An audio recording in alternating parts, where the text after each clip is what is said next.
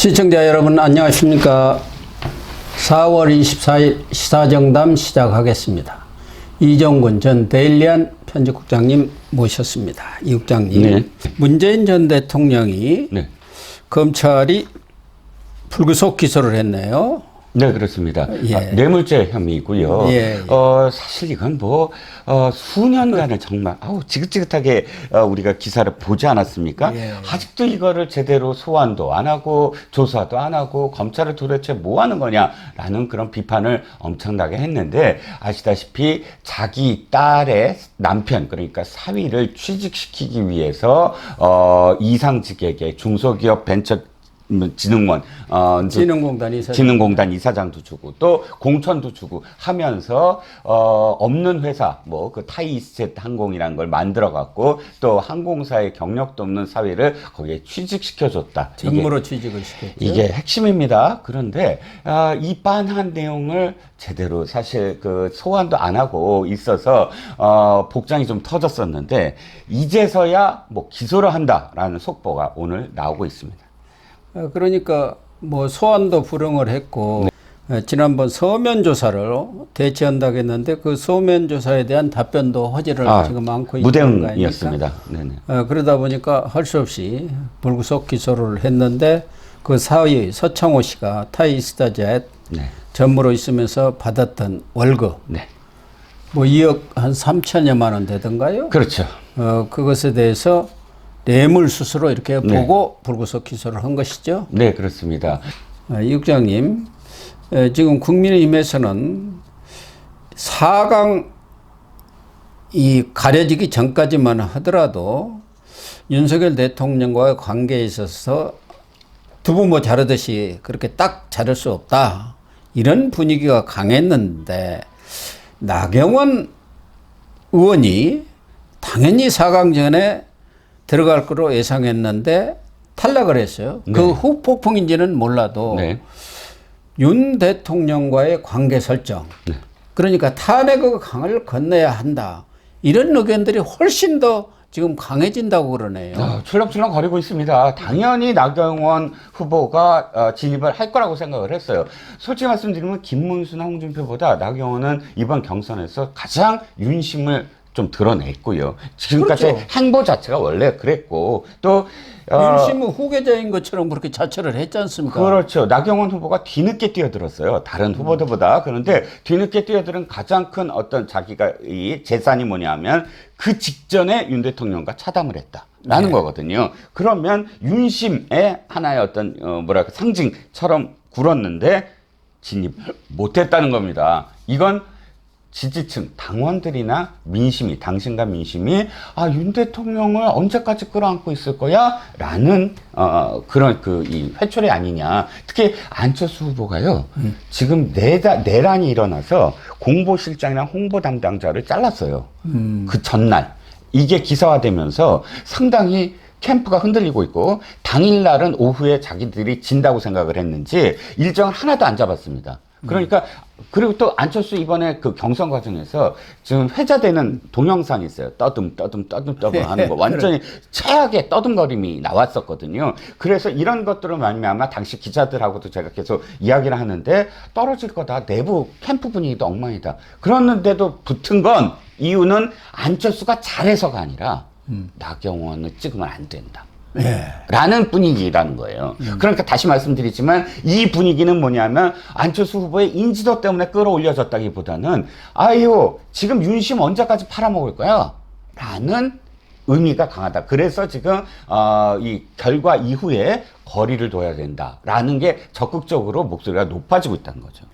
그러니까 이제 4강전에서 2강전으로 압축하는 그런 과정이라든가 3차 경선까지의 과정에서는 이제는 윤석열 전 대통령과 관계가 중요한 게 아니고 이재명을 이길 사람이 누구냐에 초점이 간다, 그렇게 봐야 하는 거 아니겠습니까? 그렇습니다. 지금 이재명을 이길 사람이 한동훈이냐, 홍준표냐, 안철수냐, 김문수냐, 이렇게 보는 것 아니겠습니까? 그렇죠. 경쟁력이 누가 있느냐. 본선 경쟁력이 누구냐. 이거잖아요. 예. 이재명의 상대 후보가 누구냐. 이 입장은 사실 굉장히 변합니다. 왜냐하면 3주 전이나 지난주까지만 하더라도 당의 분위기가 권영세 2월 6일 날 이렇게 얘기했습니다. 거리두기 하지 않아야 된다. 윤 대통령과의 거리두기 없다. 이렇게 아예 공언을 했었던데 지금 안철수가 딱 자기가 진입하자마자 윤 대통령과 거리두지 않으면 우리의 미래는 없다라고 주장을 하고 있고 거기에 대해서 홍준표나 김문수가 반박하고 있잖아요. 그리고 세 사람 계엄에 대해서 대국민 사과를 하자 네, 이렇게 제안까지 했죠. 제안까지 했고요. 그게 기사화가 아주 크게 되고 있고. 유력 언론에서 사설로까지 크게 호응해야 한다 이런 얘기가 나왔던데. 그렇죠. 나경원도 사실은 자기가 불리해지는 걸 느끼고 있었어요. 그래서 직전, 그러니까 1차 경선 직전에 윤심파리는 필요하지 않다. 이렇게 윤심팔이라는 말을 아예 언급할 정도로 분위기가 사실은 바뀌고 있다는 걸 나경원도 그러니까 느끼고 있었다는 겁니다. 어쨌든 나경원 후폭풍이 만만치 않게 불고 그렇죠. 있고 예. 그 후폭풍이라는 것은 결국은 국민의힘 당심은 이제는 윤석열과 그런 관계를 절연하고 네네. 이재명을 이길 사람이 누구냐에 초점이 있다는 것을 확실히 보여준 것 아닙니까? 그렇습니다. 예. 여론조사도 NBS가 지금 국힘 지지층만을 대상으로 윤 대통령과 거리를 둬야 되느냐 말아야 되느냐를 물어봤을 때 국힘 지지자의 59% 거의 60%가 거리를 둬야 한다라고 대답을 했거든요. 그러다 보니까 이제 4강전으로 들어갔어요. 네. 그래서 24, 25일은 1대1 이 맞짱 토론을 벌이지 않습니까? 네. 데스매치라고 네, 하죠. 네. 데스매치를 지명해서 하는 벌이는데 토론이었습니다. 24일은 김문수, 한동훈, 안철수, 김문수 이렇게 두 팀이 하고 네. 25일에는 한동훈, 홍준표 두 후보가 2회. 네. 그러니까 1시간 30분씩 3시간 끝장 토론을 벌이는 거죠. 네네. 그런데 지금 4강전에 들어가면서 각 캠프에서 합종 연행이랄까 네. 또 의원들 영입이 네. 아주 활발히 이루어지는 것 같아요. 매일 누가 영입이 됐고 누구가 우리 캠프에 참여했습니다. 그런데 우선 한동훈 캠프만 하더라도 이번에 탈락한 양양자 네. 전 의원이죠. 네. 합류를 했네요. 네, 양양자 의원은 처음부터 이제 반도체와 관련된 특화된 사람이고 또 자기가 최소한 친윤 그룹, 그러니까 윤심을 파는 그룹들과 손을 잡을 수는 없지 않느냐라고 이야기하면서 한동훈 후보한테 갔고, 한동훈 후보한테 간 사람 중에 또 제가 눈길을 끄는 건 김성원입니다. 김성원. 삼선 의원은 예. 의정부가 되죠. 수도권. 예. 김성원이 누구의 복심이냐면 주호영의 복심이거든요. 아, 그렇군요. 예. 그 주호영이 원내대표할 때 대표할 때 계속 그 당직으로 끌었어요. 그러니까 주호영을 원래는 홍준표가 그렇게 지금 애타게 찾고 있습니다. 그래서 홍준표가 자기 뒤에 주호영, 김기현, 나경원 이렇게 딱 세우고 싶어 해요. 병풍으로. 병풍으로. 그런데 이제 일단 이 보수의 적장자는 나야. 나야. 보여주시고. 이거 봐 뒤에 이 사람들이 나를 지금 떠받들고 있어. 이렇게 지금 생각을 하고 있는데 일단 김성원이 주호영의 어떤 정말 그렇게 그 복심인데 한동훈한테 갔다는 거, 그게 이제 만만치 않나요? 눈길을 좀 끌고요. 또 한 가지는 뭐냐면 윤심이라고 할 수 있는 사람들이 찢어지고 있다. 김문수에도 가고 홍준표한테도 가고. 그러니까 이게 윤심을 누구한테 볼 거냐라는 지금 이 헷갈리는 어떤 상황이 돼버렸죠. 그러니까 윤심을 대표한다는 윤상현 의원은 김문수 캠프로 갔지 않습니까? 네. 그리고 윤핵관의 아주 대표적인 사람 이철규 의원은 홍준표 캠프로 갔는데 원래는 총괄본부장 시키려고 했는데 아들하고 며느리가 며느리 뭐 얘기가 마약 나오기 때문에. 관련해 가지고 별로 계속 지금 오늘까지도 기사가 계속 나오고 구설수에 있습니다. 오르기 때문에 그냥 뒤에서 돕는 네. 걸로 한 것 같아요. 네. 그렇지 않아도 홍준표도 돼지 뭐 액세스로 옛날에 그럼요. 많이 예. 많았지 않습니까? 예. 그런 것이 자칫하면 또 되살아난다 해갖고 그럼요. 뒤로 돌린 것 같은데 구작은 이인선 의원도 합류했다고 했는데 이 사람들은 뭐 또 원래 아니라고. 세 사람 아니라고 한 건 아니고요. 원래는 이렇게 얘기를 합니다. 당직자 있지 않습니까? 당에서 당직을 맡고 있는 사람들은 어떤 캠프에 갈 수 없다라고 해서 이 세 사람은 당직 그러니까 당 인선에 지금 포함됐기 때문에 제외된다 이렇게 표현을 했는데 내부에서는 어쨌든 그 중에 몇 명은 아유 나 그저 홍준표한테 안 갈래라고 해서 특히 이인선 같은 경우는 좀 서로 안 좋거든요. 예전 뭐 그 경선 과정도 있고 그러니까요. 해서. 예. 그러니까 홍준표 후보 측이 뭐 의원들이 수십 명 온다 어찐다고 하는데 이것도 좀 브라핑 아닌가 하는 느낌은 들고 예. 또 한동훈 후보 측에서는 유정복 이번에 탈락을 했죠. 네. 인천시장도 어쨌든 지원군으로 받으려고 할 것 아닙니까? 그 세력들을 또 당연히 오세훈 서울시장도 수도권이니까 또 네, 여러 네. 가지 정책이라든가 어떤 정치적 이미지도 비슷하기 때문에 그런 사람들의 지원을 받으려고 할 것 아니에요. 일단 유정복 시장이 의외로 사실 친박이잖아요. 친윤 그룹이라고 하기엔 좀 애매한데 친박이죠. 친박이죠. 먼저 친박이죠. 그래서 이제 유정복 시장이 나오자마자 제일 먼저 윤은 보내고 뭐 이렇게 윤보 명태죠. 윤보 명태 해서 윤석열 대통령을 보낸다는 표현을 제일 먼저 썼어요. 그래서 이 사람이 지금 윤과 뭐 거리를 제일 먼저 두나 보다 했는데 일단 아직 확정된 건 아닙니다. 유정복 시장 측에서는 각 후보들이 전부 다 전화 온다. 나는 뭐 다 만나겠다라고 이제 그런 입장을 보였고 한동훈 후보 측이 제일 먼저 유정복 시장과 지금 회동을 하려고 한다라는 정도로 지금 기사가 나오고 있고요.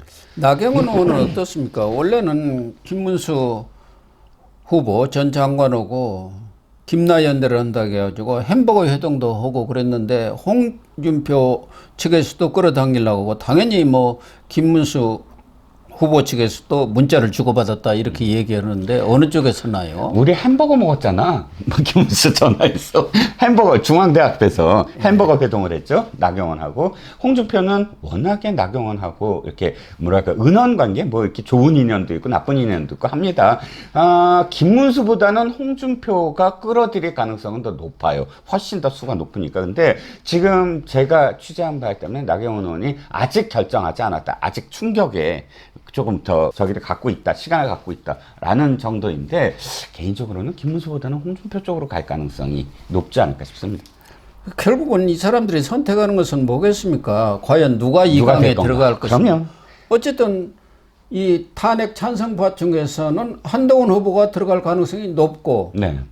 그 다음에 친윤이라든가 이런 그룹이 선택할 수 있는 것은 김문수냐 홍준표냐 아니겠습니까? 그렇죠. 탄핵 반대파. 그러니까 정치적 이해관계지 무슨 다른 건 없어요. 뭐 네. 나경원 입장에서는 과연 누가 나한테 파이를 많이 나눠줄 건가? 아니 이득으로 들어갈 거냐가 문제죠. 안 들어가면 아무 소용이 없는 거죠. 파이 아니라 파이 할아버지를 나눠준들 무슨 소용이 있습니까? 이 강에 누가 들어갈 건가에 대해서 면밀히 검토를 한 뒤에 줄을 서지 않겠습니까? 그걸 보는 거 아니겠어요, 다들? 맞습니다. 김문수 후보가 사실 선두그룹이었다가 지금 주춤주춤 내려가고 있거든요. 제가 예상을 했는데 뭐냐면 김문수라는 사람 자체가 사실은 좀 재미없어요. 고지식하고 노잼이고 사실 이 경선이란 건 흥행이 돼야 되거든요. 흥행이란 건 어떤 간결하게 자기가 임팩트 있게 인상을 심어줄 때 심어주고 빠질 때 빠져야 되는데 너무 노잼 스타일이고 임팩트가 없다 보니까 지지율은 낮아지는데 홍준표는 아주 그 언론을 끌어들이는데 아주 특화된 사람이고요. 그러다 보니까 전체적으로 언론 노출량에 있어서는 네이버의 어떤 데이터 트렌드를 제가 4월 5일부터 20일까지 지켜봤더니 홍준표가 사실 월등히 많습니다. 거기다가 김문수는 한덕수 대행이 무소속 출마를 한다고 한다면 결국은 김문수는 결국 그쪽 표 아니냐 이렇게 인식이 된 데다가 또 지지층도 겹치지 않습니까? 네. 같은 내각에서 총리하고 장관을 역할을 했기 때문에 한덕수가 올라가면 김문수는 빠지게 돼 있어요. 지지율상으로. 그런 것들이 지금 작용을 하고 있기 때문에 한덕수 대행이 사실은 김문수한테는 원군이 될 수도 있지만 지금 2강까지 올라가는 데 있어서는 상당한 걸림돌 역할을 지금 하고 있다고 봐야죠. 맞습니다. 예. 예, 그 예. 한덕수 올라가니까 김문수는 빠지잖아요. 그렇죠. 아무리 이 데이터를 분석을 해봐도 둘은 지금 그러니까 겹쳐 있거든요. 한덕수와 김문수는. 그렇기 때문에 특화된 어떤 그런 그 따로 자신의 어떤 차별화된 지지를 확보를 못하고 있는 게 김문수의 한계고, 그러다 보면 박수영이가 왜 김문수한테 갔나? 그것도 이제 말이 많아요. 왜냐하면 박수영이 제일 먼저 한덕수론을 옹호했던 사람이고. 예, 어쨌든 이제 24, 25일 1대1 토론, 그리고 26일 사자 TV 토론, 이런 과정 속에서 이 이강이 추려지는 그런 여론이 형성되지 않겠나, 이렇게 봐야 할 것 같습니다. 네, 뭐 토론 굉장히 중요하고요. 한 시간 반, 뭐 한 3시간 정도 끝장 토론을 한다고 하니까 뭐 시청률이 좀 높을 것 같습니다. 예, 일단 토론 결과를 지켜봐야 당심도 정해지지 않겠나, 그런 생각이 듭니다.